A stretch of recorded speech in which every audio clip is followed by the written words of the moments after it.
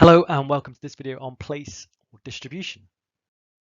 So we've been looking at the 4 P's of the marketing mix that the marketing department needs to consider in order to sell products successfully. And in this video, we're going to look at place. So we're going to look at, by place, we're going to look at channels of distribution. We're going to look at some of the benefits and disadvantages of some different channels, and then look at the impact of online distribution.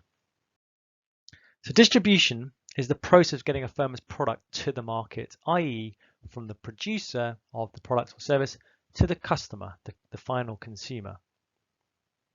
And distribution channels are the routes to the market that a product takes. So how does it get from the producer to the final customer? Is it sold directly, or are there other businesses involved in the process? So let's have a look at some examples of different types of distribution channels. At the bottom here, we've got selling directly to consumers. So the producer produces a service, and it goes straight to the consumer. But at the top, we've got a more complicated approach here where the producer sells the product to a wholesaler, who then in turn sells that product to a retailer, who in turn sells that product to a consumer. So when might this be an appropriate form of distribution?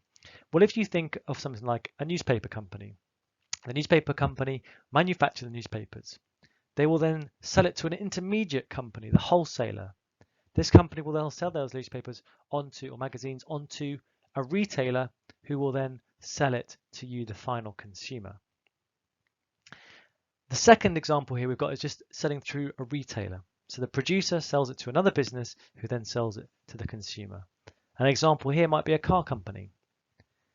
The manufacturer of the car might sell it to a chain or a retailer of cars, a car showroom, who in turn sell it on to the consumer. And then lastly, we've got selling directly to consumers, a short distribution channel where the producer sells directly to the consumer. And this would be something like perhaps an airline like Ryanair. You buy it straight from the airline and there's no company involved in between. Now the businesses in between, the wholesaler and the retailer, we call them channel intermediaries. These are the organizations a product travels through from manufacturer to end consumer.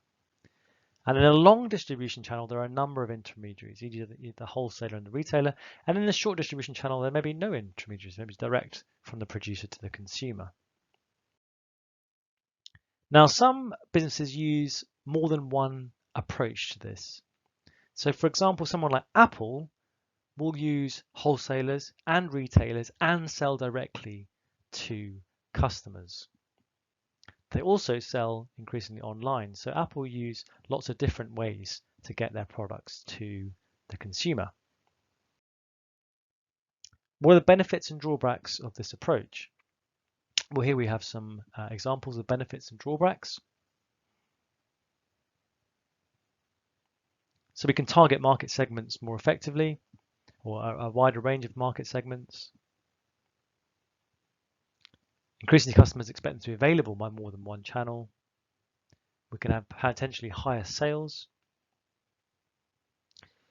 On the drawback side, it can be complex to manage. It can be confusing for customers when they see lots of different prices because these products have gone through different businesses.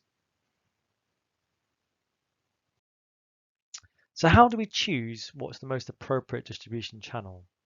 Well, some things to think about. What is the nature of the product? Is it going to go off? Is it quite technical, complex? Is it customized?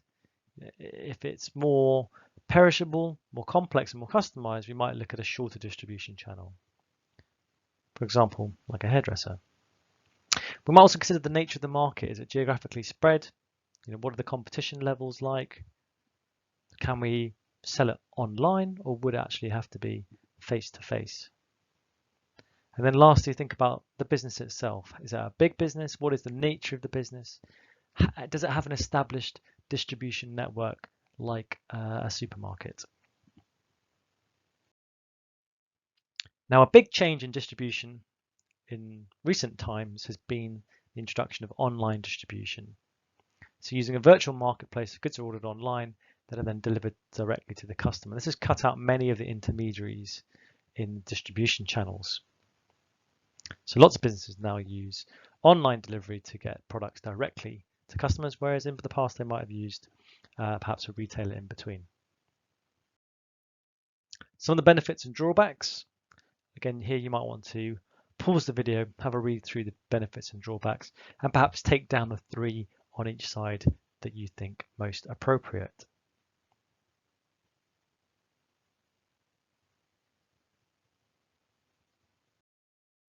So in this video, we've looked at place, the elements of the marketing mix that the marketing department decide how to get the product from the producer to the consumer. What is the best way of doing that? We've looked at some different distribution approaches, wholesaler, retailer, direct, and we've looked at some of the benefits and drawbacks of a multi-channel approach and online distribution. That's it. Thank you very much for listening.